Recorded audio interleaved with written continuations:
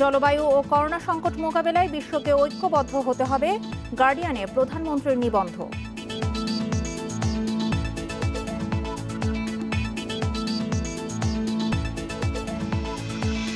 Metro rail প্রকল্পের কাজ 2021 সালে শেষ হওয়ার আশা, অগ্রগতি বিবেচনার সংশয় বিশেষজ্ঞদের।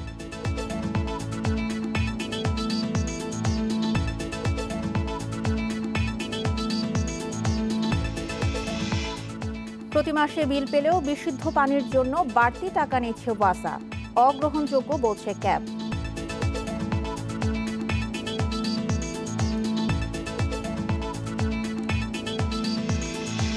স্বাস্থ্যের আফজাল ও মালেকের প্রশ্রয়দাতাদের খুঁজছে দুদক, 75 জনের বিরুদ্ধে চলছে অনুসন্ধান।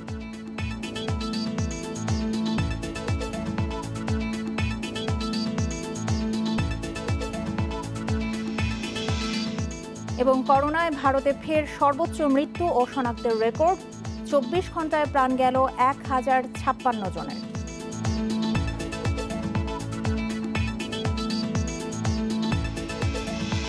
স্বাগত 1 ঘন্টার বিরতিহীন ইন্ডিপেন্ডেন্ট সংবাদে, সঙ্গে আছি সঞ্চারী মজিদ তমা এবং আমি সুফি আহমেদ। সংবাদের শিরোনামগুলো শুনছিলেন, এবার চলে যাও পুরো খবরে। জলবায়ু পরিবর্তন ও করোনা সংকট কার্যকরভাবে মোকাবিলার জন্য ঐক্যবদ্ধ বৈশ্বিক কর্মপরিকল্পনা গ্রহণের আহ্বান জানিয়েছেন প্রধানমন্ত্রী শেখ হাসিনা। ক্লাইমেট ভালনারেবল ফোরামের সভাপতি শেখ হাসিনা যুক্তরাজ্যের প্রভাবশালী দৈনিক দ্য গার্ডিয়ান পত্রিকায় লেখা এক নিবন্ধে এই আহ্বান জানান। নিবন্ধটি মঙ্গলবার প্রকাশিত হয়। এতে প্রধানমন্ত্রী বলেন, গত মাসে বাংলাদেশের 1/3 এলাকা পানিতে তলিয়ে যায়। এতে প্রায় 1.5 কোটি মানুষ বাস্তুচ্যুত হয়। লাখ লাখ হেক্টর জমির ধান বন্যার পানিতে ভেসে যায়। ফলে লাখ লাখ মানুষের জন্য এবছর খাদ্য সহায়তার প্রয়োজন হবে।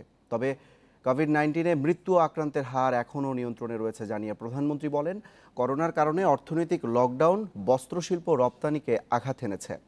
বিপুল প্রবাসী বাংলাদেশিকে দেশে ফেরত পাঠানো হয়েছে। এদের বেশিরভাগই বর্তমানে বেকার। নিবন্ধে বৈশ্বিক কার্বন নিঃসরণের 80% জন্য G20 দেশগুলোকে দায়ী করেন প্রধানমন্ত্রী। করোনার কারণে মেট্রো রেলের কাজ বিঘ্নিত হলেও 2021 সালের ডিসেম্বরের মধ্যেই শেষ হবে বলে আত্মবিশ্বাসী প্রকল্পের ব্যবস্থাপনা পরিচালক। তবে কাজের অগ্রগতি বিবেচনায় নির্ধারিত সময়ে কাজ শেষের বিষয়ে সংশয় জানিয়েছেন বিশেষজ্ঞরা। 8 মার্চ দেশে প্রথম করোনা রোগী শনাক্তের পরই মেট্রো রেলের নির্মাণ কাজ গতি হারায়। এপ্রিল মে মাসে নির্মাণ কাজ অনেকটা বন্ধই ছিল। জুন থেকে কিছুটা গতি বাড়ানোর পাশাপাশি নেওয়া হয় বিদেশি প্রকৌশলীদের ফিরিয়ে আনার উদ্যোগ।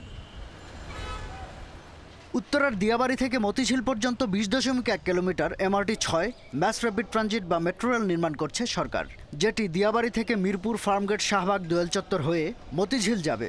উত্তরা থেকে আগারগাঁও অংশের কাজ অনেক দূর আগালেও আগারগাঁও থেকে মতিঝিল অংশের কাজ ততটা আগায়নি।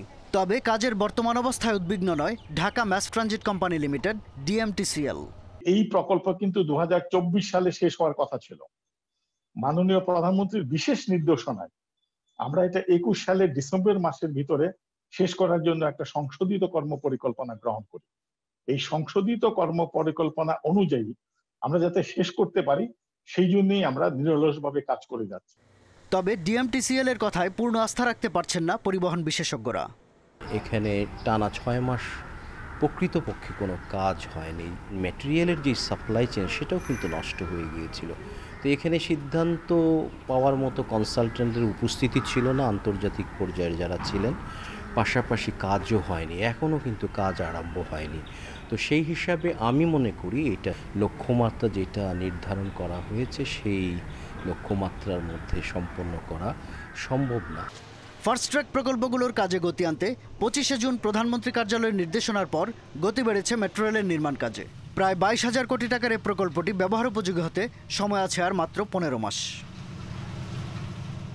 শাহাদাত স্বপন, ইন্ডিপেন্ডেন্ট নিউজ, ঢাকা। প্রতি মাসে ওয়াসাকে বিল দিয়েও বিশুদ্ধ পানির জন্য বাড়তি টাকা গুনতে হচ্ছে রাজধানীর অনেক এলাকার মানুষকে। আর এই পানি তারা কিনছেন ওয়াসারি বুথ থেকে, যা চাপে ফেলছে নিম্ন আয়ের মানুষকে। বিশুদ্ধ পানির জন্য বাড়তি খরচকে অগ্রহণযোগ্য বলছে consumer association of Bangladesh cab. তবে ঢাকা ওয়াসা বলছে, পানি ফোটাতে চায় না বলেই মানুষ বুথ থেকে পানি কিনছে।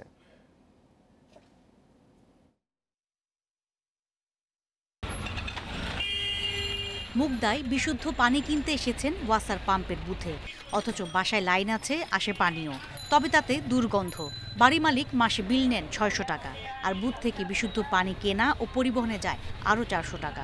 এখানে 600 আর আমার বাসা বিল দিতে হয় 400, মোট 1000, বেতনে পাই 10,000 টাকা। এই যে চলবে। ওয়াসার পানি থেকে গন্ধ আসে, তার জন্য ওই পানিটা খাওয়া যায়, ফুটালে গন্ধটা থেকে যায়, আর ওটা রাখলে লাল হয়ে যায়, এই পানিটা রাখলে লাল হয় না। ঢাকা ওয়াসার গ্রাহক প্রায় 3.5 লাখ, মোট পাম্প হাউস আছে 887টি। এর মধ্যে 190টিতে রয়েছে বিশুদ্ধ পানির জন্য ড্রিঙ্কওয়েল বুথ। বুথগুলোর গ্রাহক 77,000। তবে সব এলাকায় এই বুথও নেই, আবার লক্ষাধিক বাসিন্দার এলাকা রামপুরায় মাত্র একটি বুথ। সময় লস হয়, অনেক কাজ রেখে আসতে হয়, সেজন্য প্রতি মাসে প্রায় এটার বিরুদ্ধে 1000 টাকা এক্সট্রা দিতে হয়। এখানে যদি এরকম পানি পাম্পের মতো নিরাপত্তা হইতো, তো এখান তাও করে না। ভোক্তা অধিকার সংগঠন ক্যাব বলছে, বিশুদ্ধ পানির জন্য মানুষের বাড়তি খরচ গ্রহণযোগ্য নয়। একদিকে লাইনের পানির জন্য মূল্য পরিশোধ করতে হয়, আবার অন্যদিকে পানি ক্রয় করে মানুষকে তার প্রয়োজন মেটাতে। এই যে দরিদ্র মানুষদের জন্য এটা অনেকটা মরার উপরে খাড়ার ঘা। তবে ওয়াসার ব্যবস্থাপনা পরিচালক বলছেন, যারা পানি ফুটিয়ে নিতে চান না তারাই বুথ থেকে পানি কিনছেন। ফুটিয়ে নিলে ওয়াসার লাইনের পানিও পান করা যাবে। আমাদের কাছে যেই পানি পাচ্ছেন সেই পানি তো আপনি খেতে পারেন, ফুটিয়ে নিতে খেতে হবে 10 মিনিট। সে বলে আমার ফুটানোর ঝামেলা করার তো দরকার নেই, আমার খাবার পানিটুকু আমি এখান থেকে নিয়ে আসি। খাবার পানি আর কতটুকু, একটা এই আনলে আমার একদিন চলে যায়, আর আমি বাকি তো কলের পানি দিয়ে গোসল করছি, এই করছি, খাবারকে আমি ফুটে যাবো কেন, আমি ওখান থেকে নিয়ে আসি, তাই না?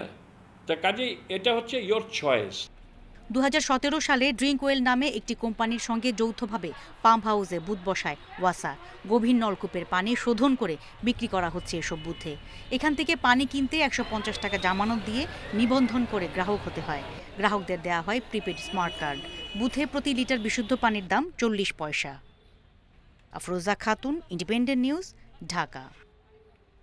স্বাস্থ্য অধিদপ্তরের আফজাল আর মালিকদের যারা প্রশ্রয় দিয়েছেন তাদের খুঁজতে এবার মাঠে নামছে দুর্নীতি দমন কমিশন দুদক। তদন্তকালে স্বাস্থ্যের উচ্চ পর্যায়ের যাদের নামই বেরিয়ে আসুক তাদের সবার বিরুদ্ধেই ব্যবস্থা নেওয়া হবে। মঙ্গলবার দুদকের সিনিয়র সচিব দিলওয়ার বক্স সাংবাদিকদের একথা বলেন। স্বাস্থ্য অধিদপ্তরের সাবেক হিসাবরক্ষণ কর্মকর্তা আফজাল ও তার স্ত্রীর 1000 কোটি টাকার অবৈধ সম্পদের অভিযোগ রয়েছে। যদিও আফজালের বেতন 30,000 টাকার বেশি ছিল না। দুর্নীতি দমন কমিশন ইতোমধ্যে রাজধানী ও ফরিদপুরে বাড়ি, প্লট ও ফ্ল্যাট জব্দ করেছে। সম্প্রতি কানাডা, মালয়েশিয়া ও অস্ট্রেলিয়ায় তার 20টি ব্যাংক অ্যাকাউন্টে রাখা প্রায় 40 কোটি টাকা জব্দের প্রক্রিয়া চলছে। জালনোটের ব্যবসা আর অবৈধ অস্ত্র রাখার অভিযোগে রোববার স্বাস্থ্য অধিদপ্তরের মহাপরিচালকের গাড়ি চালক আব্দুল মালেককে গ্রেপ্তার করে র্যাব। রাজধানীর ধানমন্ডিতে মালেকের একটি 10তলা বাড়ি ও কামারপাড়ায় 2টি 7তলা বাড়ি আছে বলে জানা যায়। দুদকও তার 4 কোটি টাকার অবৈধ সম্পদের খোঁজ পেয়েছে। আফজাল আর মালেকের মতো স্বাস্থ্য অধিদপ্তরের আরও 43 জনের সম্পদের হিসেব চেয়েছে দুর্নীতি দমন কমিশন। আর অনুসন্ধান হচ্ছে 75 জনের বিরুদ্ধে।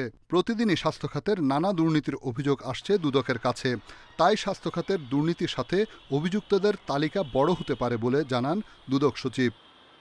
এইগুলোতে ইনকোয়ারি করতে গিয়ে আরও বিভিন্ন লোকের নাম এসেছে, আর দুর্নীতি দমন কমিশন বসে নেই। স্বাস্থ্য খাতের নিম্ন পর্যায়ের কর্মীরা যাদের ছত্রছায়ায় সম্পদ গড়েছেন তাদের কাউকেই ছাড় দেওয়া হবে না বলে জানিয়েছেন দুদক সচিব। এইগুলো করতে গিয়ে হয়তো আরও অনেকেরই নাম আসতে পারে, সেগুলো ইনক্লুড করা হচ্ছে। সেখানে প্রথমে হয়তো ইনকোয়ারির পরে মামলা হবে, মামলা করার পরে যদি দেখা যায় যে আরও অতিরিক্ত লোক আসে তাদের চার্জশিটে তাদের নাম লিখতে পারে। মামলা, বিদেশ যাত্রায় নিষেধাজ্ঞা, সম্পদ ও ব্যাংক হিসেব জব্দ করে দুর্নীতিবাজদের স্বস্তিতে থাকতে দেওয়া হবে না বলেও ব্রিফিংয়ে হুঁশিয়ারি দেওয়া হয়। রিশাদ হুদা, ইন্ডিপেন্ডেন্ট নিউজ, ঢাকা। সৌদি আরব ফেরার টিকিটের দাবিতে রাজধানীতে মঙ্গলবারও সড়ক অবরোধ করে বিক্ষোভ করেছেন প্রবাসীরা। সৌদি আরাবিয়ান এয়ারলাইন্সের পক্ষ থেকে কোনো আশ্বাস না পেয়ে পরে মিছিল নিয়ে পররাষ্ট্র মন্ত্রণালয়ের সামনে অবস্থান নেয় তারা। পররাষ্ট্র মন্ত্রণালয়ের পক্ষ থেকে ভিসার মেয়াদ 3 মাস বাড়াতে সৌদি সরকারকে অনুরোধ করা হয়েছে, এমন খবর সেখান থেকে সরে আসেন প্রবাসীরা। মঙ্গলবার সকাল থেকে কয়েকশো সৌদি প্রবাসী টিকিটের দাবিতে রাজধানীর কারওয়ান বাজারে সৌদি এয়ারলাইন্স কার্যালয়ের সামনে বিক্ষোভ শুরু করেন। সকাল 9টা থেকে 11টা পর্যন্ত হোটেল সোনারগাঁওয়ের সামনের সড়কে অবস্থান নেন তারা। ফলে বন্ধ হয়ে যায় ওই সড়ক সহ আশপাশের রাস্তার যান চলাচল। পরে মিছিল নিয়ে শাহবাগ মোড় হয়ে পররাষ্ট্র মন্ত্রণালয়ের সামনে যান তারা। বিক্ষোভকারীরা জানান, নির্ধারিত সময়ের মধ্যে সৌদি আরব যেতে না পারলে তারা চাকরি হারাবেন, কিন্তু তারা বিমান কিংবা সৌদি এয়ারলাইন্সের টিকিট পাচ্ছেন না। আমাকে ওখানে কোম্পানি টার্মিনেট করে, তাহলে এখানে আমি টিকিট পাবো না, এটা কোন ধরনের কথাবার্তা ভাইয়া? প্রায় 18 লাখ টাকার মতো আমার সম্পদ পড়ে আছে। এখন আমি যদি 30 টাকার মধ্যে যেতে না পারি, তাহলে এটার দায়িত্ব কে নিবে? আজকে 9 মাস যাবত না খাইয়া আছি। মাননীয় প্রধানমন্ত্রীর কাছে আমরা জোর দাবি জানাচ্ছি, 30 তারিখের আগে আমাদের প্রবাসী যত আটকা আছে আমরা টিকিট চাই। 30 সেপ্টেম্বরের আগে চাহিদা অনুযায়ী টিকিট দেওয়া সম্ভব নয় বলে জানায় সৌদি এয়ারলাইন্স কর্তৃপক্ষ। 1040 এটা সোল্ড আউট, আমরা আর এর মধ্যে দিতে পারছি না। আমরা চেষ্টা করছি আরো ফ্লাইট আনা যায়। আমার 4টে ফ্লাইট 30 তারিখ পর্যন্ত। 30 তারপরে তো আর অ্যাপ্রুভাল আছে, ওগুলো আমরা এখনো কেউ চাচ্ছে না, আমরা সেল করতে পারতেছি। বিক্ষোভকারীদের একটি অংশ মতিঝিলে বিমান বাংলাদেশ এয়ারলাইন্সের কার্যালয়ও অবরুদ্ধ করেন। ওনারা ভিসার মেয়াদের ব্যাপারে তো কিছু বলতেছেই না, প্লাস যাওয়ার ব্যাপারে ওনাদের কাছে কোনো মেসেজই নাই। ওনারা বলতেছে 1 তারিখ চালু হইতে পারে, বাট নাও হইতে পারে। সৌদি সরকার ঘরে 2বার করে টাইম বাড়াইছে। আমার ভিসা এবং আকামার মেয়াদ যেটা বাড়ছে ওইটা আমার 30 তারিখে শেষ। এদিকে ভিসার মেয়াদ বাড়াতে পররাষ্ট্র মন্ত্রণালয়ে লিখিত দাবি জানান সৌদি প্রবাসীরা। তাদের দাবি যৌক্তিক বলে জানায় পররাষ্ট্র মন্ত্রণালয়। সৌদি সরকারের সাথে বাংলাদেশ সরকার এটা টেক আপ করেছে এবং আমরা রিকোয়েস্ট করেছি অন্তত 3 মাস এটার জন্য বাড়িয়ে দেওয়া হয়। আমরা আলোচনা চালিয়ে যাচ্ছি এবং আমরা খুব আশাবাদী, তাদেরকে আশ্বস্ত করেছি আমরা এই 3 মাস অন্তত এই মুহূর্তে বাড়ানো হতে পারে। সমস্যার দ্রুত সমাধান না হলে আমরণ অনশন করবেন বলেও জানান সৌদি প্রবাসীরা। মাহমুদ শরীফ, ইন্ডিপেন্ডেন্ট নিউজ, ঢাকা। 30 সেপ্টেম্বর ভিসার মেয়াদ শেষ হচ্ছে 35,000 সৌদি প্রবাসীর। সৌদি আরবের রাষ্ট্রীয় পতাকাবাহী বিমান সংস্থা সৌদি এয়ারলাইন্সের 4টি শিডিউল ফ্লাইটে যেতে পারবেন মাত্র 1400 জন। বাকিদের কাজে ফেরা অনিশ্চিত। এদিকে বাংলাদেশ বিমান 1 অক্টোবর থেকে দেশটিতে ফ্লাইট চালানোর অনুমতি পেলেও এখনও দেওয়া হয়নি অবতরণের অনুমতি। প্রায় 8 মাস বন্ধ থাকার পর 17 সেপ্টেম্বর থেকে সৌদি আরবের আকাশপথ খুলে দেয় দেশটির সরকার। আর 23 সেপ্টেম্বর থেকে ঢাকায় ফ্লাইট শুরুর ঘোষণা দেয় সৌদি আরাবিয়ান এয়ারলাইন্স। সেই হিসেবে 24 অক্টোবর পর্যন্ত সপ্তাহে 2টি বাণিজ্যিক ফ্লাইট চালানোর অনুমতি পায় এয়ারলাইন্সটি। সৌদি এয়ার ফ্লাইট পরিচালনার অনুমতি পেলেও বাংলাদেশের রাষ্ট্রীয় পতাকাবাহী প্রতিষ্ঠান বিমানকে বাণিজ্যিক ফ্লাইট চালানোর কোনো অনুমতি দেয়নি দেশটির সরকার। এই অবস্থায় আটকে পড়া 35,000 প্রবাসীর সৌদি যাত্রা অনিশ্চিত হয়ে পড়েছে। সেপ্টেম্বর মাসে কিছু সংখ্যক চার্টার্ড ফ্লাইট পরিচালনার অনুমতি দেন, যেখানে শুধুমাত্র সৌদি আরব থেকে বাংলাদেশে যাত্রী আনা যাবে। আমাদের সেই রকম 5টি ফ্লাইটের অনুমতি দেওয়া হয়েছে। আমরা চেয়েছিলাম সেই ফ্লাইটগুলোতেই সেই চার্টার্ড ফ্লাইটেই বাংলাদেশ থেকে যারা যেতে আগ্রহী, অর্থাৎ যাদের কাছে আমাদের রিটার্ন টিকিট আছে তাদেরকে নেওয়ার, কিন্তু সেই অনুমতি সৌদি কর্তৃপক্ষ দেন নাই। প্রবাসীদের সৌদিতে ফেরাতে সৌদি এয়ারের ফ্লাইট সংখ্যা বৃদ্ধির সিদ্ধান্ত নিয়েছে বেসামরিক বিমান চলাচল কর্তৃপক্ষ। নিয়ন্ত্রক এ সংস্থা বলছে, সৌদি এয়ার যতগুলো ফ্লাইট চাইবে ততগুলোরই অনুমতি পাবে। এবং উনি কথা দিয়েছে যে তারা আরও কয়েকটা ফ্লাইট চাবে। আমি বলছি যে কয়টা ফ্লাইট দরকার আমরা সবগুলো ফ্লাইট দিব। আমরা দরকার অন্য ফ্লাইট অ্যাডজাস্ট করে হলে সৌদি আরবের ফ্লাইট আমরা অনুমোদন দিয়ে দিব। আপনারা এখান থেকে নিয়ে যান, আমাদের বাংলাদেশিরা যারা আটকে আছে তাদেরকে নেওয়ার ব্যবস্থা করেন। বিমান বলছে 1 অক্টোবর থেকে সৌদি আরবের 3 গন্তব্যে সপ্তাহে 8টি ফ্লাইট চালানোর অনুমতি পেয়েছেন তারা। তবে উড়োজাহাজ অবতরণের অনুমতি এখনও মেলেনি। ঢাকা বিশ্ববিদ্যালয় কেন্দ্রীয় ছাত্র সংসদ ডাকসুর সাবেক ভিপি নুরুল হক নুরুর বিরুদ্ধে এবার অপহরণ, ধর্ষণে সহযোগিতা ও ডিজিটাল নিরাপত্তা আইনে মামলা হয়েছে। এর আগে সোমবারও নূর সহ 6 জনের বিরুদ্ধে লালবাগ থানায় মামলা করা হয়। এদিকে মামলা প্রত্যাহারের দাবিতে বিক্ষোভ করেন ছাত্র অধিকার সংরক্ষণ পরিষদের নেতাকর্মীরা। গত রোববার রাতে ঢাকা বিশ্ববিদ্যালয়ের এক ছাত্রী লালবাগ থানায় ডাকসুর সাবেক ভিপি নুরুল হক নূর সহ 6 জনের বিরুদ্ধে ধর্ষণ মামলা করেন। মামলার প্রধান আসামি বাংলাদেশ ছাত্র অধিকার সংরক্ষণ পরিষদের আহ্বায়ক হাসান আল মামুন। মামলায় নুরুলের বিরুদ্ধে অভিযোগ, তিনি মীমাংসা করার নামে ওই ছাত্রীকে ডেকে শাসিয়েছেন। একই ছাত্রী আবার সোমবার রাতে অপহরণ, ধর্ষণে সহযোগিতা ও ডিজিটাল নিরাপত্তা আইনে কোতোয়ালি থানায় মামলা করেন। এই মামলার তদন্ত চলছে বলে জানিয়েছেন স্বরাষ্ট্রমন্ত্রী। আমাদের সবই নলেজে রয়েছে, একটা মামলা হয়েছে, সেই মামলা এটা যেভাবে করা দরকার সেগুলি পুলিশ অ্যাড্রেস করবে। এদিকে এসব মামলা প্রত্যাহারের দাবিতে প্রেস ক্লাব, ঢাকা বিশ্ববিদ্যালয় ক্যাম্পাসে বিক্ষোভ কর্মসূচি পালন করেন ছাত্র অধিকার সংরক্ষণ পরিষদের নেতাকর্মীরা। পরবর্তীতে জাতীয় জাদুঘরের সামনে সমাবেশ করেন তারা। 6 নেতৃবৃন্দর বিরুদ্ধে যে প্রহসনমূলক যে মিথ্যা দর্শনের মামলা দায়ের করা হয়েছে, সেই মামলা অনতিবিলম্বে প্রত্যাহার করতে হবে। মিথ্যা মামলার বিরুদ্ধে আমরা মানববন্ধন বিক্ষোভ মিছিল গতকালকে করেছি, তারই ধারাবাহিকতা আমরা কর্মসূচি ঘোষণা করেছি। আজকেও বিক্ষোভ মিছিল আজকে আমরা করেছি এবং এইরকম কর্মসূচি আমাদের চলমান থাকবে। মামলা দ্রুত প্রত্যাহার করা না হলে কঠোর কর্মসূচি দেওয়ার হুঁশিয়ারিও দেন নেতাকর্মীরা। নূরে আলম, ইন্ডিপেন্ডেন্ট নিউজ, ঢাকা। পুরান ঢাকার চকবাজারে আবাসিক একটি ভবনে আগুনে পুড়েছে 7টি দোকান। 5তলা ভবনের নিচতলায় বিয়ের সামগ্রীর দোকানে আগুন লাগে। ফায়ার সার্ভিসের 4টি ইউনিট 1 ঘন্টার চেষ্টায় আগুন নিয়ন্ত্রণে আনে। কোনো হতাহতের ঘটনা না ঘটলেও ঠিক কী কারণে আগুন লেগেছে তা বলতে পারেনি ফায়ার সার্ভিস। চকবাজারের আমানিয়া হোটেলের পাশে 5তলা আবাসিক ভবনের নিচতলায় রাত 12টার দিকে আগুনের সূত্রপাত। খবর পেয়ে ঘটনাস্থলে আসে ফায়ার সার্ভিস। 1 নম্বর বড় কাটরার গলির পাশের ভবনের বাসিন্দারা জানান, আগুন লাগার সাথে সাথে তারা জরুরি সহায়তার 999 নম্বরে ফোন দেন। ফায়ার সার্ভিস বলছে, একটি চুরির দোকান থেকে প্রথমে ধোঁয়া বের হয়, এরপর আশেপাশের আরও কয়েকটি দোকানে তা ছড়িয়ে পড়ে। সরু গলি হওয়ায় আগুন নেভাতে ভোগান্তিতে পড়তে হয়েছে ফায়ার সার্ভিসের কর্মীদের। আগামী 26 সেপ্টেম্বর অনুষ্ঠিত হতে যাচ্ছে পাবনা 4 আসনের উপনির্বাচনের ভোট গ্রহণ। দীর্ঘ 25 বছর ধরে আওয়ামী লীগের নিয়ন্ত্রণে থাকা আসনটি পুনরুদ্ধারের লড়াইয়ে বিএনপি। এবার নির্বাচনে মাঠে রয়েছে জাতীয় পার্টির প্রার্থীরাও।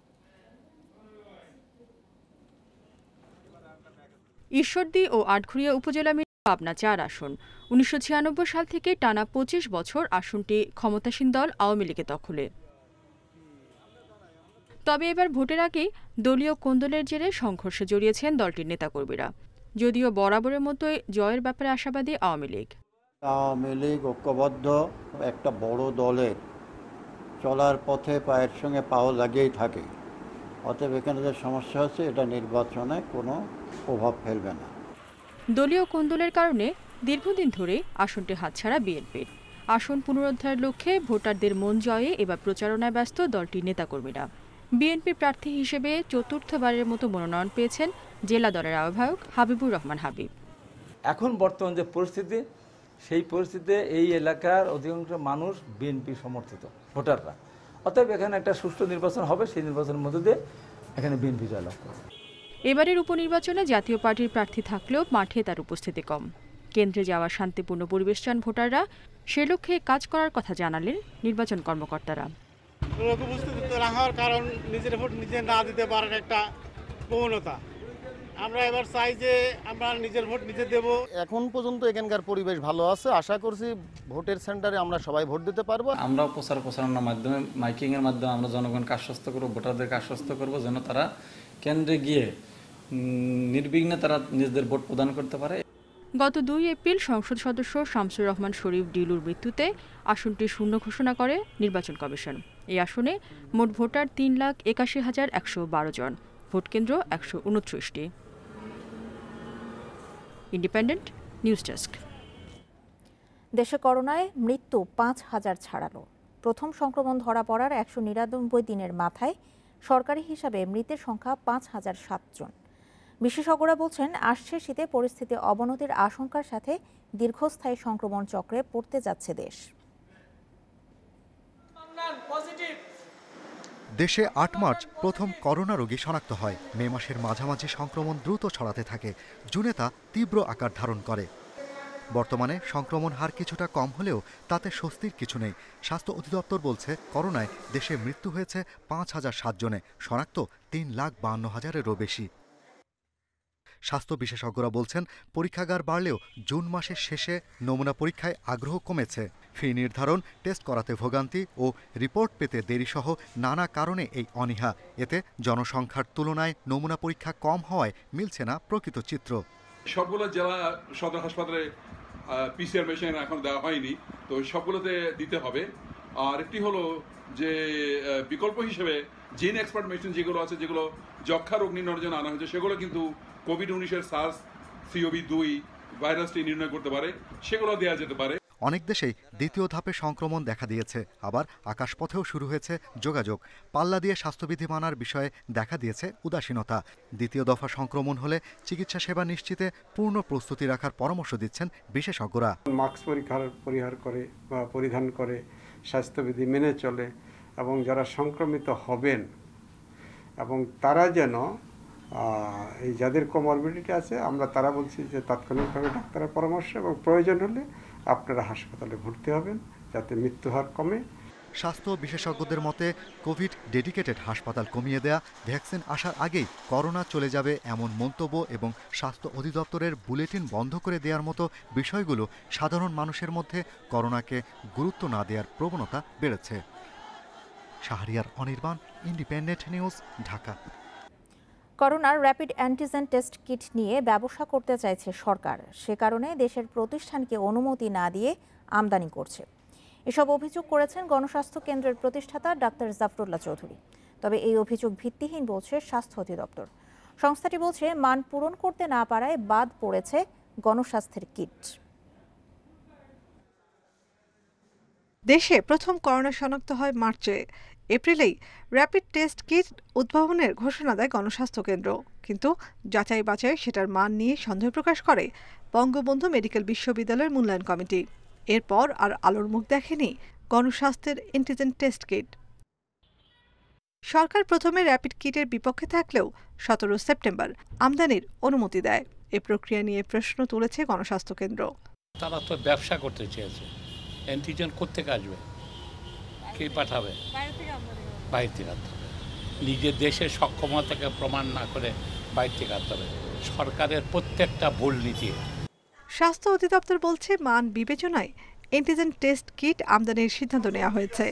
যুক্তরাষ্ট্র ও দক্ষিণ কোরিয়ার দুটি কোম্পানির কিটের মান যাচাই করা হচ্ছে। তারা সরকারের বদনাম করার জন্য এটা বলে এই তথ্য তারা পরিবেশন করছে। এটা হবে ডাইরেক্ট প্রকিউরমেন্ট, কারণ আমার আইটেমটা ফিক্স করা আছে। তো সেই ক্ষেত্রে সেই কোম্পানির সাথে বা সেই দেশের সাথে আমরা সরাসরি কথা বলবো, সরাসরি তাদের সাথে দর যাচাই বাছাই করে বার্গেনিং করে আমরা নিয়ে আসবো।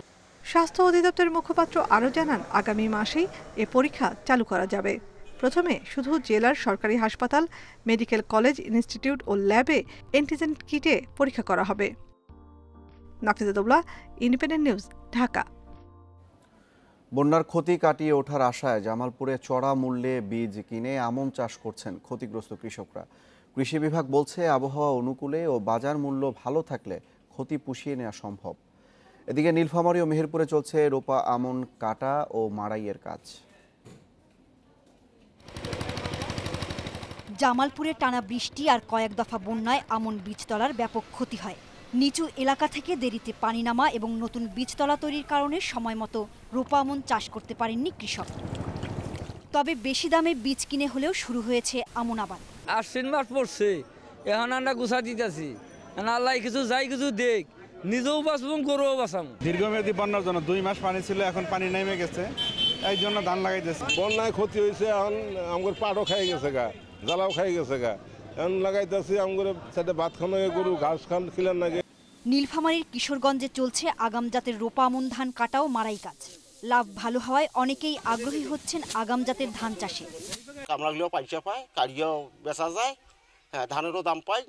মেহেরপুরে পোকামাকড় থেকে আমন ধান রক্ষায় কৃষকদের পরামর্শ দিচ্ছে কৃষি বিভাগ। ইতিমধ্যে আমাদের কৃষি বিভাগ তৎপর আছে। আমরা কৃষকদের পাশে থেকে আমরা এর প্রতিরোধে প্রয়োজনীয় ব্যবস্থা গ্রহণ করেছি। বিশেষ করে আমরা শতভাগ জমিতে পার্সিংয়ের আওতায় আনতে সক্ষম হয়েছি। চলতি মৌসুমে মেহেরপুরে 25,900 হেক্টর জমিতে আমন চাষ হয়েছে, যা লক্ষ্যমাত্রার চেয়ে 100 হেক্টর বেশি। সোহেলি জাহান, ইন্ডিপেন্ডেন্ট নিউজ ডেস্ক। আবারও চালের বাজার অস্থির হতে পারে বলে আশঙ্কা করছেন পাইকারি ব্যবসায়ীরা। যদিও খাদ্য মন্ত্রণালয় বলছে মজুদ পর্যাপ্ত আছে, চালের দাম বৃদ্ধির কোনো যৌক্তিকতা নেই। তবে ভিন্নমত কৃষি অর্থনীতিবিদদের। তারা বলছেন আমনের ফলনের অনিশ্চয়তায় দাম বাড়ানোর সুযোগ পাচ্ছেন মিল মালিকরা। গত সপ্তাহ থেকে বাড়তে শুরু করে চালের দাম। বাজারে এখন মোটা চালের সরবরাহ নেই বললেই চলে। নিম্নমানের চাল হিসেবে বিক্রি হচ্ছে BR-28, পাইকারি বাজারে যার দাম 45 থেকে 46 টাকা কেজি। খুচরায় তা আরও বেশি। দাম বেড়েছে মিনিকেট ও নাজির শালেরও। এক সপ্তাহে 28টা ছিল 42 টাকা, আজকের বাজারে 46 টাকা। মোটা ছিল 38-39 টাকা, এখন মোটাটা হলো 43 থেকে 44 টাকা। পাইকারি ব্যবসায়ীদের অভিযোগ, সংকটের অজুহাত দেখিয়েই দাম বাড়িয়েছেন মিল মালিকরা। চাহিদা মতো চাল পাওয়া যাচ্ছে না বলেও অভিযোগ করেন তারা। আড়তে মানে আমরা যেখান থেকে চাল আনি, কুষ্টিয়া, নওগাঁ এবং বিভিন্ন জায়গা থেকে, ওদের কাছে মনিটরিংটা বেশি করলে অটোমেটিকলি এখানে কমে। বরাবরের মতো দাম বৃদ্ধিকে অসাধু ব্যবসায়ীদের কারসাজি বলছে খাদ্য মন্ত্রণালয়। এদের বিরুদ্ধে কঠোর ব্যবস্থা নিতে বাণিজ্য মন্ত্রণালয়কে অনুরোধ জানানো হয়েছে বলে জানান খাদ্য সচিব। তিনি জানান এরই মধ্যে 3 লাখ টন চাল আমদানিতে অনুমোদন দিয়েছেন প্রধানমন্ত্রী। তবে কৃষকের কথা বিবেচনা করে এখনো আমদানি করা হয়নি। গোডাউনেও কিন্তু পর্যাপ্ত মজুদ আছে। আমার কিন্তু মাত্র মাস হলো 2টা। আমি সেপ্টেম্বর চলে গেছি, অক্টোবর নভেম্বর গেলে নভেম্বর থেকে আমি আবার কেনা শুরু করবো আমন, বুঝছেন? সেজন্য কিন্তু আমরা কোনো টেনশনে নেই, আমরা কোনো এ বিষয়ে কোনো ক্রাইসিসও ফিল করছি না। বাজারে যারা বাড়াচ্ছে, বাজারে কিন্তু তারা অবৈধ মানে যারা ব্যবসায়ী তারাই বাড়াচ্ছে। এদিকে অর্থনীতিবিদরা বলছেন সরকার যথাযথ পদক্ষেপ না নেয়ায় দাম বৃদ্ধির সুযোগ সৃষ্টি হয়েছে। তারা জানান ঘোষণা দিয়েও লক্ষ্যমাত্রা অনুযায়ী চাল সংগ্রহ করতে পারেনি সরকার। আবার দীর্ঘস্থায়ী বন্যায় অনেক জেলায় সময় মতো আমন রোপণ করতে পারেনি কৃষক। এতে ভবিষ্যৎ ফলন নিয়েও শঙ্কা রয়েছে। এসব সংকট মোকাবিলায় আমদানির সুযোগ থাকলেও খাদ্য মন্ত্রণালয় তা কাজে লাগায়নি বলেও মত অর্থনীতিবিদদের। বহু জায়গাতে আমনের 3rd টাইম সিডলিং ভেসে গেছে, তো ওনারা লাগাবেন কখন? অত লাগানোর সময় নাই। তার মানে আমনের ভিতরে একটা বিরাট বড় ধাক্কা পড়বে। সেইটা 6 মাস আর 3 মাস পরে, আপনার 4 মাস হয়ে গেছে, বড় উঠেছে। 3 মাস পরে আমনের কতটুকু উঠবে এখন অনিশ্চিত। সুতরাং এটা তো টাকা সুযোগ, আমি ধরে থাকবো, দাম বাড়াবো, ফায়দা উঠাবো। এ অবস্থায় বাজার নিয়ন্ত্রণে রাখতে বৈদেশিক ও অভ্যন্তরীণ যে কোনো উৎস থেকে চাল সংগ্রহ করে মজুদ বাড়ানোর পরামর্শ দিচ্ছেন বিশ্লেষকেরা। Ruhul Amin, independent news, Dhaka. অপ্রতুল সরবরাহ ব্যবস্থার কারণে করোনার সময় দেশের রপ্তানি কমেছে 17%। ঢাকা চেম্বারের গবেষণায় উঠে এসেছে এমন তথ্য। ভার্চুয়াল আলোচনায় সংগঠনটির সভাপতি জানান অবকাঠামো সংকটে সঠিক সময়ে পণ্য পৌঁছাতে পারছে না রপ্তানিকারকরা। আন্তঃমন্ত্রণালয়ের সমন্বয়ের অভাব রপ্তানি বাণিজ্যে নেতিবাচক প্রভাব ফেলছে বলেও জানান তিনি। করোনার নেতিবাচক প্রভাবে ক্ষতিগ্রস্ত হয়েছে কর্মসংস্থান, রপ্তানি সহ অর্থনীতির বিভিন্ন খাত। তবে ধীরে ধীরে সচল হয়ে ক্ষতি কাটিয়ে উঠতে শুরু করেছে দেশের অর্থনীতি। ঢাকা চেম্বারের গবেষণায় উঠে এসেছে আন্তর্জাতিক বাজারে পণ্য সরবরাহের ক্ষেত্রে পিছিয়ে আছে বাংলাদেশ। করোনায় এই সংকট আরও বেড়েছে, যার প্রভাব পড়েছে দেশের রপ্তানি আয়ে। এখানে এতগুলো মিনিস্ট্রির coordination, there are a lot of agencies who are working, so coordination is a big part. So in Bangladesh it is a very difficult একটা জিনিস, the coordination করা। তো যেহেতু এতগুলো মিনিস্ট্রি আছে, তো এই জিনিসটাও I think we need to resolve. এই সময় বক্তারা জানান অবকাঠামো সক্ষমতা সূচকে গেল 12 বছরে প্রত্যাশিত অবস্থানে পৌঁছাতে পারেনি এদেশ। তাই ভালো অবস্থানে যেতে বন্দর ব্যবস্থার আধুনিকায়নের তাগিদ দেন তারা।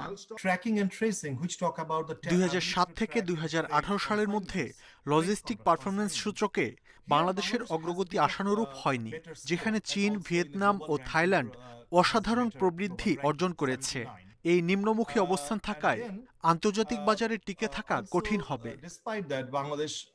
যদি বিনিয়োগকারীকে আনতে হয় তাহলে আমাদের অত আকর্ষণীয় হওয়ার জন্য কি কি করতে হবে, এই ইন্টারন্যাশনাল রিকোয়ারমেন্টটা ফুলফিল করতে হবে। এই জায়গাটায় আমাদের প্রপার অ্যাম্বাসেডরশিপ দরকার।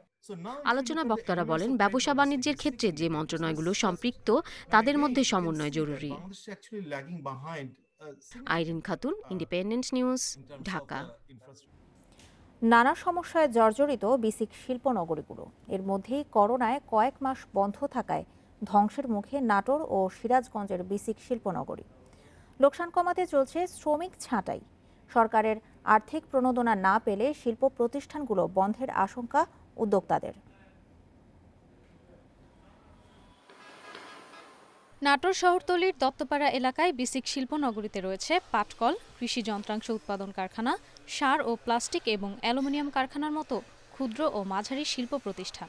গ্যাস সংযোগ না থাকা ও নিরবচ্ছিন্ন বিদ্যুতের অভাবে চলছে খুঁড়িয়ে। করোনার প্রভাবে খরচ বাড়লেও উৎপাদন কমেছে অর্ধেকেরও বেশি। এছাড়া বাজারে চাহিদা কম থাকায় পণ্য বিক্রিতেও নানা ভোগান্তির শিকার হচ্ছেন কারখানার মালিকরা। অনেক প্রতিষ্ঠান বন্ধ থাকায় বেকার শ্রমিকেরা। ঢাকার মার্কেটটা এত খারাপ হয়ে গেছে যে আমাদের 80% মার্কেট ঢাকাতে হয়, আর এখন ঢাকাতে আমাদের মার্কেট নেমে আসছে 30%। আমরা চেষ্টা করতেছি কর্মচারীদেরকে টিকিয়ে রাখার জন্য এবং কারখানাটাকে টিকিয়ে রাখার জন্য। এদিকে সিরাজগঞ্জ বিসিকে স্বাস্থ্যবিধি মেনে কারখানা চালু হলেও পণ্যের চাহিদা কম ও খরচ বেশি হচ্ছে দাবি ব্যবসায়ীদের। এতে শ্রমিকদের মজুরি সহ খরচ মেটাতে গিয়ে লোকসান হচ্ছে বলছেন তারা। করোনাকালীন সময়তে মাল প্রোডাকশন এগুলো কিনতে অনেকটা মূল্য দেওয়া কিনতে হয়েছে। যে উৎপাদনটা আমরা হয়তো 80 জন শ্রমিক দিয়ে করতাম, সেখানে আমরা শ্রমিক পাইতাম তখন 30 জন, কিন্তু আমার উৎপাদন করতে যায় তখন আমার কস্টিং বেড়ে যেত। আবার এটা লিমিট শর্ট টাইমে আমি সেল করতে পারতাম না।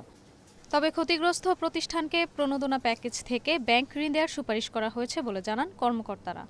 করোনাকালীন সময়ের থেকে উত্তরণের জন্য আমরা প্রত্যেকটা শিল্প মালিককে আমরা ইতিমধ্যে অবগত করেছি এবং মাননীয় প্রধানমন্ত্রী যে প্রণোদনা প্যাকেজ ঘোষণা করছে সিএসএমই খাতে 20,000 কোটি টাকা, আমরা এই 20,000 কোটি টাকার এরা তাদের চলতি মূলধন বাবদ যে ঋণ পেতে পারে, এই জন্য আমরা ব্যাংকে তাদের জন্য সুপারিশ করছি।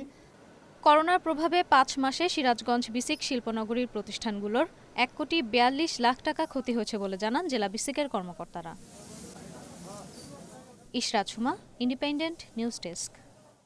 রাজশাহীতে বেড়েছে মাছের আঁশের কদর। প্রতিদিন গড়ে প্রায় 1 মণ আঁশ বিক্রি করা হয়। তবে সরাসরি রপ্তানির সুযোগ না থাকায় ভালো দাম না পাওয়ার অভিযোগ ব্যবসায়ীদের। রাজশাহীতে ব্যবসা নতুন হলেও খুব শিগগির ব্যাপক প্রসার ঘটবে বলে মনে করছেন সংশ্লিষ্টরা। একসময় রাজশাহীর মাছপট্টিতে প্রতিদিনের মাছের আঁশ ফেলে দেয়া হতো নর্দমায়, তবে এখন সেই আঁশের কদর বেড়েছে। রাজশাহী মহানগরী থেকে প্রতিদিন গড়ে অন্তত মণখানেক আঁশ বিক্রি হচ্ছে। বিভিন্ন বাজার থেকে আঁশ সংগ্রহ করেন 30 থেকে 40 জন মাছ ব্যবসায়ী।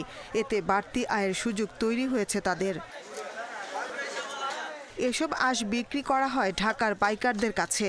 আঁশগুলি আমাদের এক জায়গায় রাখার পরে শুকিয়ে দিয়ে আমাদের কাছে আবার ঢাকা পাঠিয়ে এসে আপনার কিনে সংগ্রহ করে। আমি এই পিঠা প্রায় 16-18 বছর ধরে ব্যবসাটা করছিলাম, তো ব্যবসাটার এখন অবস্থা খারাপ, এখন বর্তমান লোকসান চলছে। তবে করোনার কারণে কমে গেছে আঁশের দাম। ব্যবসায়ীরা বলছেন আগে প্রতি কেজি আঁশ 80 থেকে 100 টাকায় বিক্রি হলেও এখন বিক্রি হচ্ছে মাত্র 30 থেকে 40 টাকায়। 1500 টাকা কিনছি, 1800 টাকা দেয়, মন প্রতি 100-300 টাকা লাভ দেয়। যদি এখানে হয় তাহলে আমরা 2000 পাবো, 2500 পাবো, 3000 পাবো, আমাদের লাভ বেশি হবে না। রাজশাহীতে এ ব্যবসা নতুন হলেও খুব শিগগিরই এর প্রসার ঘটবে বলছেন জেলা মৎস্য কর্মকর্তা। আরেকটু মানসম্মত উপায়ে কীভাবে আইসটাকে প্রিজার্ভ করা যায় সেই বিষয়ে তাদের সাথে কথা বলছি আমরা। আশা করছি এটি খুব তাড়াতাড়ি বা খুব বেশি দিন লাগবে না এটিকে আরও বিকশিত হতে। জাপান, থাইল্যান্ড ও ইতালি সহ বিভিন্ন দেশে রয়েছে মাছের আঁশের ব্যাপক চাহিদা। এই আঁশ ক্যাপসুলের ক্যাপ, উন্নত মানের প্রসাধনী সামগ্রী, ফুড সাপ্লিমেন্ট সহ রকমারি পণ্য তৈরিতে ব্যবহার করা হয়। Independent News desk. বিশ্বে গত 24 ঘন্টায় করোনা ভাইরাসে আরও 5,500 মানুষের মৃত্যু হয়েছে। এতে মোট মৃতের সংখ্যা 9,74,000-এ দাঁড়ালো। নতুন 2,69,000 শনাক্ত নিয়ে মোট আক্রান্ত 3,17,00,000-এর বেশি। মঙ্গলবার বিশ্বে সুস্থ হয়েছেন 2,63,000 মানুষ। যথারীতি ভারতে গত 24 ঘন্টায় সর্বোচ্চ শনাক্ত এবং মৃতের তথ্য মিলেছে। দেশটিতে মঙ্গলবার করোনায় 1,056 জনের মৃত্যু হয়েছে। নতুন শনাক্ত হয়েছে 80,000 মানুষ। টানা কয়েকদিন কম থাকার পর আবারও মৃত বেড়েছে যুক্তরাষ্ট্র ও ব্রাজিলে। যুক্তরাষ্ট্রে মঙ্গলবার 937 জনের মৃত্যু হয়েছে। ব্রাজিলে মারা গেছে 809 জন। দুই দেশেই যথাক্রমে 35,000 নতুন রোগী মিলেছে। জনস হপকিন্স বিশ্ববিদ্যালয়ের তথ্যানুযায়ী মঙ্গলবার মৃতের সংখ্যা 2 লাখ ছাড়িয়েছে। যুক্তরাজ্যে নতুন প্রায় 5,000 নিয়ে সংক্রমণ ছাড়ালো 4 লাখ। নতুন করে সংক্রমণ বাড়ায় আগামী 6 মাস বিধিনিষেধ মানতে হতে পারে বলে জানান ব্রিটিশ প্রধানমন্ত্রী বরিস জনসন।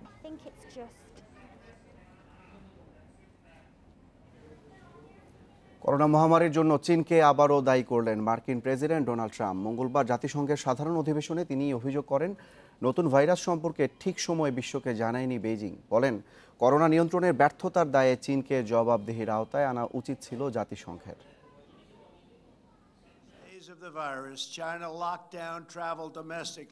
চীনের এই ভাইরাসের কারণে 188টি দেশে প্রাণহানি ঘটেছে। সংক্রমণের শুরুতে অভ্যন্তরীণ যাতায়াত বন্ধ করে দেশটি, কিন্তু চালু রাখে আন্তর্জাতিক ফ্লাইট, যার মাধ্যমে বিশ্বে সংক্রমণ ছড়িয়েছে। অথচ মানুষ থেকে মানুষে সংক্রমণের প্রমাণ মেলেনি বলে দাবি করেছিল চীন ও বিশ্ব স্বাস্থ্য সংস্থা। যদিও পরে অবস্থান পাল্টিয়েছেন তারা। 2024 সালে চাঁদে আবারও পা রাখবে মানুষ। এবারই প্রথম অভিযানে যাচ্ছেন এক নারী নভোচারী। মার্কিন মহাকাশ গবেষণা সংস্থা নাসা বলছে, আর্টেমিস নামে এই প্রকল্পে খরচ হবে $2,800 কোটি। সব ঠিক থাকলে 2028 সাল নাগাদ চাঁদকে মানুষের বসবাস উপযোগী করার লক্ষ্য নাসার। চাঁদে প্রথম পা রাখেন নীল আর্মস্ট্রং, সেটা 1969 সালে। তার সঙ্গে অ্যাপোলো 11-এর চন্দ্র অভিযানে চাঁদে পা রাখেন এডউইন অলড্রিন। এর 50 বছর পূর্তি হয় গত বছর। সে সময় নাসা ঘোষণা দেয় 2024 সালে চাঁদে একই সঙ্গে নারী ও পুরুষ নভোচারী পাঠানো হবে। আর্টেমিস নামে এই প্রকল্পের খরচ ধরা হয়েছে $2,800 কোটি। তবে প্রথম ধাপে আগামী বছর মানুষ ছাড়াই যান পাঠানো হবে। সব ঠিক থাকলে পরে যাবেন মহাকাশচারীরা। বড়দিনের আগে মার্কিন কংগ্রেস $320 কোটি অনুমোদন দিলেই শুরু হবে প্রথম ধাপের কাজ। নাসার প্রশাসক জিম ব্রাইডেনস্টাইন জানান, 2028 সালের মধ্যে চাঁদকে মানুষের বসবাস উপযোগী করে তুলতে চান তারা। পরিকল্পনা আছে সেখানে স্টপ ওভার স্টেশন করে সেখান থেকে আরও সহজ হবে মঙ্গল গ্রহে অভিযান। সায়রা খান, ইন্ডিপেন্ডেন্ট নিউজ। সময়ের সাথে শ্রীলঙ্কা সফর নিয়ে বাড়ছে শঙ্কা। কোয়ারেন্টিন ইস্যুতে অনর লঙ্কান কোভিড টাস্ক ফোর্স নাকচ করে দিয়েছে 2 বোর্ডের একাধিক প্রস্তাবনা। নির্দেশিকায় পরিবর্তন এনেছিল লঙ্কান স্বাস্থ্য মন্ত্রণালয়, সেটিও কাজে আসেনি। এত সব নেতিবাচক খবরে ঝুলেই রয়েছে টাইগারদের লঙ্কা সফরের ভাগ্য। 2-1 দিনের মধ্যে সিদ্ধান্ত। লঙ্কা সফর নিয়ে এমন শিরোনাম হয়েছে একাধিকবার, কিন্তু সিদ্ধান্ত আর আসে না। 19 সেপ্টেম্বর সবশেষ মেইল পাঠানোর পর কেটে গেছে 3 মূল্যবান কর্মদিবস, কিন্তু এসএলসির প্রতিক্রিয়া নেই। ক্রিকেট বোর্ডের অনুরোধে নির্দেশিকায় একাধিকবার পরিবর্তন এনেছে স্বাস্থ্য মন্ত্রণালয়, কিন্তু সেসব প্রস্তাবনা বারবার খারিজ করে দিয়েছে টাস্ক ফোর্স। ঘটনা প্রবাহে ক্রমশ স্পষ্ট হচ্ছে ইঙ্গিত, তাতে শঙ্কার মুখে লঙ্কা সফর। বায়োসিকিউরড পরিবেশের টানা 4 সিরিজ আয়োজন করে দৃষ্টান্ত স্থাপন করেছে ইংল্যান্ড, কিন্তু 3 লায়ন্স বোর্ডের মতো অত সামর্থ্য কোথায় উপমহাদেশে? বায়োবাবল রক্ষার জন্য গুরুত্বপূর্ণ শর্ত হোটেল সংলগ্ন মাঠ বা অনুশীলনের সুবিধা। সেই শর্তে বিসিবির দাবি মেনে নিয়েছে এসএলসি। একেবারে মাঠ সমেত টিম হোটেল পাওয়া না গেলেও হাম্বানটোটা থেকে অনুশীলনের ব্যবস্থা সরিয়ে আনা হয় ডাম্বুলায়। সিরিজের সূচি ও ভেন্যু নির্ধারণেও গুরুত্ব পেয়েছে সফরকারীদের চাওয়া। শুধু এক কোয়ারেন্টিন ইস্যুতেই যেন আটকে গেছে সবকিছু। পরিস্থিতি নিয়ন্ত্রণের বাইরে চলে যাবার আগে বিকল্প প্রস্তাব দিয়েছে 2 বোর্ড। এসএলসির পরামর্শ 2 দেশে 2 ধাপে কোয়ারেন্টিনের, আর মিরপুরে দলগত অনুশীলনের মডেল অনুযায়ী শ্রীলঙ্কাতে অনুশীলন চালিয়ে যাবার অনুমতি চেয়েছিল টাইগাররা। এমনকি লঙ্কা যাত্রার দিনক্ষণ পেছাতে আপত্তি নেই বিসিবির, কিন্তু এসব প্রস্তাবে এখন পর্যন্ত কোনো ইতিবাচক প্রতিক্রিয়া দেখায়নি কোভিড টাস্ক ফোর্স। একের পর এক বাতিল হতে থাকা প্রস্তাবনায় এখন গোটা সিরিজেরই চাপা পড়ার দশা। জহিরুল ইসলাম, ইন্ডিপেন্ডেন্ট নিউজ। টাইগার ব্যাটিং লাইনআপে টেল এন্ডারদের অবদানে জোর দিচ্ছেন রাসেল ডমিঙ্গো। কোচের চাওয়াতে গুরুত্ব দিচ্ছেন তাইজুল তাসকিনরাও। তৃতীয় দিনের অনুশীলনে নিচের দিকের ব্যাটসম্যানদের নিয়ে কাজ করেছে কোচিং স্টাফ। ব্যাটিংয়ের পাশাপাশি আসল দায়িত্বেও মনোযোগ পেসার তাসকিনের। লম্বা সময়ে দলের বাইরে থেকে তার উপলব্ধি ধারাবাহিক হতে উন্নতির কোনো শেষ নেই। সিরিজের ভাগ্য ঝুলে আছে, কিন্তু ইতিবাচক থেকেই প্রস্তুতি সারছে টিম টাইগার্স। প্রতিদিনই ভিন্ন ভিন্ন কৌশলে শিশুদের তৈরি করছে কোচিং স্টাফ। তৃতীয় দিনের অনুশীলনে বিশেষ গুরুত্ব দেওয়া হয় টেলেন্ডারদের ব্যাটিংয়ে। তামিম, মুমিনুল, মুশফিকরা ব্যর্থ হলে ম্যাচ পরিস্থিতি অনুযায়ী নিচের দিকে কেউ যেন বড় অবদান রাখতে পারেন, সেই বার্তা জোরালো। আমাদেরকে নেটে টাফ টাইম দিচ্ছিল থ্রোয়ার এবং বোলাররা, কিন্তু আসলে এই চ্যালেঞ্জগুলো নেওয়া শিখতে হবে, কারণ আমাদের টেলেন্ডারদের ব্যাটসম্যানদের সাপোর্ট দিতে হলে ইমপ্রুভ করতেই হবে। তো আমরাও চেষ্টা করছি, আগের থেকে ইমপ্রুভ হচ্ছে, আশা করি সামনে আমাদের টেলেন্ডাররা আরও ভালো করবে। প্রায় 2 বছর দলের বাইরে থাকা তাসকিন সবশেষ জাতীয় দলের জার্সিতে খেলেছেন টি-20 শ্রীলঙ্কার বিপক্ষে। এবার লঙ্কা প্রত্যাবর্তনের স্বপ্ন দেখলেও বাস্তবতা বুঝতে পারছেন টাইগার স্পিড স্টার। গত কয়েক মাসে নিজেকে বদলে ফেলেছেন অনেকটাই, এখন সুযোগ এলে তা হাতছাড়া করতে চান না তাসকিন। ফিটনেস আগের থেকে মাশাআল্লাহ ইমপ্রুভ হয়েছে, বাট আসলে ইমপ্রুভমেন্টের শেষ নেই। তো ওয়ার্ল্ড ক্লাস লেভেল হতে হলে, আরও কনসিস্টেন্ট থাকতে হলে, আরও হার্ডওয়ার্ক সবসময় করে যেতে হবে। আসলে এখনই শেষ নয়, সামনে আরও ভালো কিছু হবে আশা করছি। তো আমি আমার ধারাবাহিকতা ধরে রাখার চেষ্টা করব, এবং যাতে ভবিষ্যতে আরও ইমপ্রুভ হয়, আরও ভালো করতে পারি। ক্রিকেটারদের তৃতীয় দফা করোনা পরীক্ষা হয়েছে। বুধবার থেকে অনুশীলনে নামবে প্রাথমিক দলের 27 সদস্য। এদিনই কোচিং স্টাফে যোগ দেবেন স্পিন পরামর্শক Daniel Vettori. Saiful Majumdar, Independent News. আইপিএলে হাই স্কোরিং ম্যাচে চেন্নাই সুপার কিংসকে 16 রানে হারিয়েছে রাজস্থান রয়্যালস। স্যামসন স্মিথের ব্যাটে 216 রান তোলে রাজস্থান। জবাবে 200 রানে আটকে যায় চেন্নাই। টস হেরে ব্যাটিংয়ে নামে রাজস্থান। স্টিভ স্মিথ ও সঞ্জু স্যামসনের ঝোড়ো ইনিংস দলকে শক্ত অবস্থানে পৌঁছে দেয়। 9 ছক্কায় 32 বলে 74 করেন স্যামসন, আর স্মিথের ব্যাট থেকে আসে 69 রান। মাঝে দ্রুত উইকেট হারানোয় রানের গতি কিছুটা কমে, তবে শেষ দিকে 4 ছক্কায় জোফরা আর্চারের 27 রানের ক্যামিওতে বড় পুঁজি পায় রাজস্থান। জবাবে মুরলী বিজয়, শেন ওয়াটসন ভালো শুরু দিলেও রাজস্থানের বোলারদের ওপর চড়াও হতে পারেননি। আস্কিং রেট বেড়েছে প্রতিনিয়ত। ফাফ দু প্লেসি 37 বলে 72 রান করেন। শেষ দিকে কেদার যাদব ও MS ধোনি চেষ্টা করেও দলকে জেতাতে পারেননি। ধোনি অপরাজিত থাকেন 29 রানে। আইপিএলের 13তম আসরে আজ প্রথম মাঠে নামবে কলকাতা নাইট রাইডার্স। রাত 8টায় মুম্বাই ইন্ডিয়ান্সের মুখোমুখি হবে তারা। আবুধাবিতে শক্ত লাইন আপ নিয়ে নামবে KKR। Eoin Morgan, Andre Russell, Dinesh কার্তিককে নিয়ে গড়া শক্তিশালী মিডল অর্ডার তাদের। বোলিংয়ে অভিজ্ঞ সুনীল নারায়ণ KKR এর অন্যতম ভরসা। পেস ডিপার্টমেন্টে নেতৃত্ব দেবেন প্যাট কামিন্স। 2 তরুণ ভারতীয় পেসার নাগারকোটি ও মাভির মধ্যে একজনকে একাদশে দেখা যাবে। অন্যদিকে প্রথম ম্যাচে চেন্নাইয়ের কাছে হেরে কিছুটা চাপে মুম্বাই। কলকাতার বিপক্ষে ঘুরে দাঁড়ানোর চ্যালেঞ্জ তাদের। চোট কাটিয়ে একাদশে ফিরতে পারেন অজি পেসার কুল্টার নাইল। দু দলের 25 বারের লড়াইয়ে 19 বারই জিতেছে মুম্বাই। এমন এক পেশে জয় নেই আইপিএলের আর কোনো দ্বৈরথে। তবে আবুধাবিতে 2 দল একবারই মুখোমুখি হয়েছিল, সেখানে জয় KKR এর। ইংলিশ ক্যারাবাও কাপে বড় জয় পেয়েছে ম্যানচেস্টার ইউনাইটেড। লিউটন টাউনকে 3-0 গোলে হারিয়ে চতুর্থ রাউন্ডে উঠেছে দলটি। শুরু থেকে আক্রমণাত্মক ইউনাইটেড লিড নেয় প্রথমার্ধের শেষ মুহূর্তে। পেনাল্টি থেকে গোল করে দলকে এগিয়ে দেন হুয়ান মাতা। বিরতির পর আক্রমণের ধার বাড়ায় লিউটন, কিন্তু ম্যানিউ গোলরক্ষকের দৃঢ়তায় গোল পায়নি। ডিহেয়ার জায়গায় সুযোগ পেয়ে অভিষেক ম্যাচেই আলো কাড়েন ইউনাইটেড গোলরক্ষক ডিন হ্যান্ডারসন। শেষ দিকে বদলি হিসেবে নেমে বাজিমাত করেন রাশফোর্ড ও গ্রিনউড। এই দুজনের গোলে বড় জয় নিয়ে মাঠ ছাড়ে রেড ডেভিলস। নির্বাচনের আগে ক্লাবগুলোর সাথে দূরত্ব কমাতে চান কাজী সালাউদ্দিন। 5 বছর জমে থাকা ট্রফি বুঝিয়ে দেওয়ার পরদিনই পেশাদার লীগের ক্লাবগুলোর সাথে আলোচনায় বসেছিল তার প্যানেলের সদস্যরা। নির্বাচনে জয়ী হলে ক্লাবের স্বার্থ বিবেচনায় রাখা হবে, সেই আশ্বাস দেয়া হয়েছে। বৈঠকে ছিল প্রিমিয়ার ও চ্যাম্পিয়নশিপ লিগের অধিকাংশ ক্লাবের প্রতিনিধি। তারা আর্থিক সংকট ও অনুশীলনের সুযোগ সুবিধা সহ বিভিন্ন বিষয় তুলে ধরেছে। এবারের নির্বাচনে জেলা ও বিভাগীয় ফুটবল অ্যাসোসিয়েশন থেকে সালাউদ্দিনের বিপক্ষে প্যানেল গড়া হয়েছে। সেখানে আছে ক্লাব অ্যাসোসিয়েশনের সম্পৃক্ততা। তাই ক্লাবগুলোর সাথে সম্পর্ক উন্নয়নে সম্মিলিত পরিষদের এই বৈঠক।